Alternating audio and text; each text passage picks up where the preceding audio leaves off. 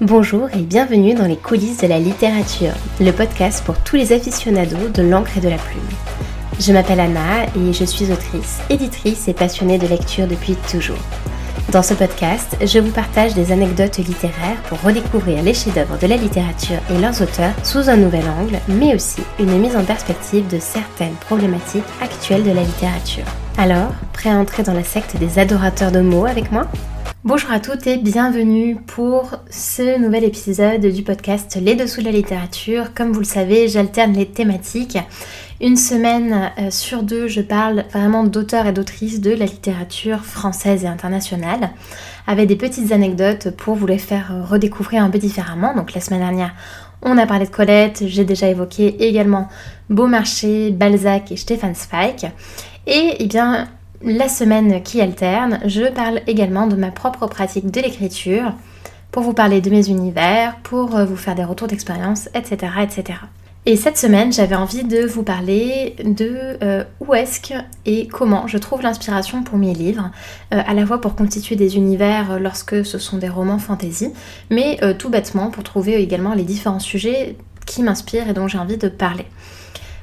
Du coup, pour vous faire une petite mise en contexte pour celles et ceux qui ne me connaissent pas encore, je vais publier ma première trilogie, donc qui est une saga de dystopie écologique,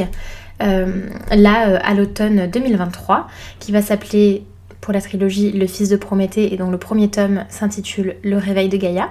Mais en parallèle, je suis également autrice de littérature contemporaine, ce qu'on appelle la littérature blanche, c'est-à-dire qui n'appartient pas à un sous-genre littéraire de type romance, fantasy, polar, etc. qui eux ne sont pas encore publiés, mais dont je vous reparlerai bientôt. Et donc, pour les différentes sources d'inspiration que j'utilise pour mes livres, c'est parti, je vous fais un petit inventaire, tout ça méli-mélo, à la bonne franquette. Alors tout d'abord, je trouve et je puise énormément d'inspiration tout bêtement dans l'actualité. Je me tiens autant que possible informée de l'actualité, donc j'écoute par exemple beaucoup la radio, donc un énorme cœur et beaucoup de love sur toi France Culture, donc j'adore les podcasts. Et je me suis également abonnée à différents journaux comme Le Monde Diplomatique, Courrier International ou encore Libération, qui me permettent en fait de cultiver, je l'espère, et en tout cas d'entretenir une certaine curiosité sur le monde. Ce que j'aime surtout, et c'est pour ça que je chéris vraiment le format papier, c'est que souvent ça me permet de me confronter ou de m'informer sur des sujets qui ne m'auraient pas forcément attiré de prime abord. Par exemple, je suis très intéressée par les enjeux écologiques, donc de base, je vais aller chercher l'information sur ces thématiques, mais inversement, ce n'est pas vrai pour tous les sujets, que ce soit au niveau économique, etc. Et donc le fait d'avoir des formats papier avec, par exemple, pour Le Monde Diplomatique, vraiment un recul sur l'actualité et des grands reportages, ça va me permettre de découvrir différents sujets, que ce soit d'actualité ou historique,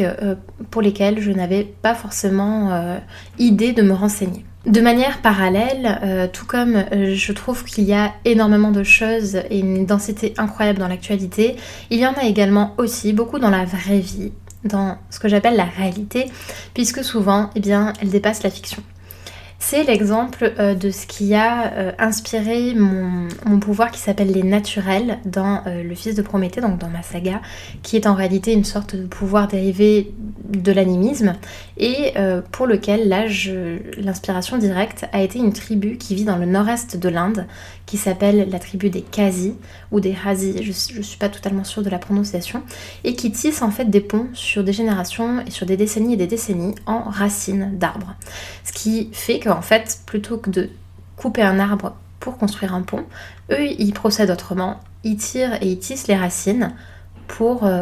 construire un pont qui reste vivant, pour ne pas défigurer la forêt, qui est pour eux comme un esprit sacré. Ça c'est un exemple parmi tant d'autres dont je me suis inspirée pour ensuite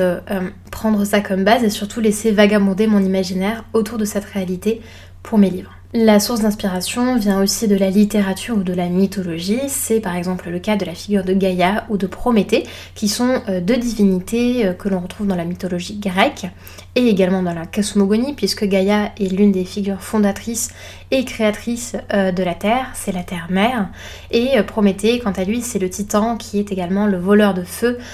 sous l'Antiquité grecque, qui permet à l'homme finalement de survivre face aux animaux qui eux sont dotés de griffes, de dents, de poils, etc. Donc en tout cas, ce sont deux divinités dont les mythes m'ont beaucoup inspiré également pour, comme son nom l'indique, le fils de Prométhée, cette trilogie où en fait le Prométhée est la figure centrale de la religion, de ma religion, celle que j'ai inventée, et où la figure de Gaïa, quant à elle, et bien ça je ne vous en dis pas plus parce que toute l'intrigue repose un petit peu autour d'elle. Donc je ne vais pas divulgacher, n'est-ce pas, mais en tout cas, c'était des points de départ. Cette mythologie grecque, et puis même romaine, et puis même toute mythologie, souvent c'est extrêmement riche, il y a une fécondité de l'imaginaire qui est absolument incroyable, et dans lequel moi j'aime beaucoup puiser, pour ensuite distordre ces mythes, les détourner, les réinterpréter, etc. etc. C'est également le cas de certaines religions. Donc, par exemple, toujours dans le fils de Prométhée, j'ai également puisé dans la religion hindouiste avec la divinité de Garuda, qui intervient un petit peu plus tard dans ma trilogie. Et enfin, eh bien, de manière assez classique, comme je suis passionnée d'histoire et qu'en plus j'adore visiter des musées, eh bien c'est toujours également l'occasion de rapporter des petites trouvailles, que ce soit pour alimenter mes descriptions, pour avoir un aspect plus visuel, ou également tout simplement des anecdotes historiques dont vont s'inspirer certains passages de mes livres. Par exemple, l'exposition universelle à Paris de 1901, bien évidemment je me suis beaucoup documentée sur le sujet et ça m'a servi de décor pour certains de mes bâtiments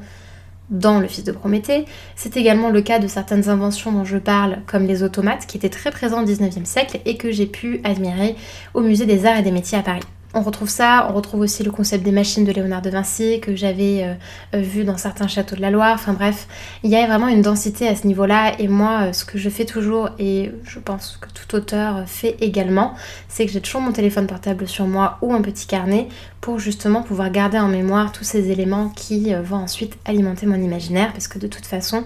la créativité, c'est un muscle, ça s'entretient, ça se cultive et surtout, une fois qu'on a une bonne idée, il ne faut surtout pas la lâcher.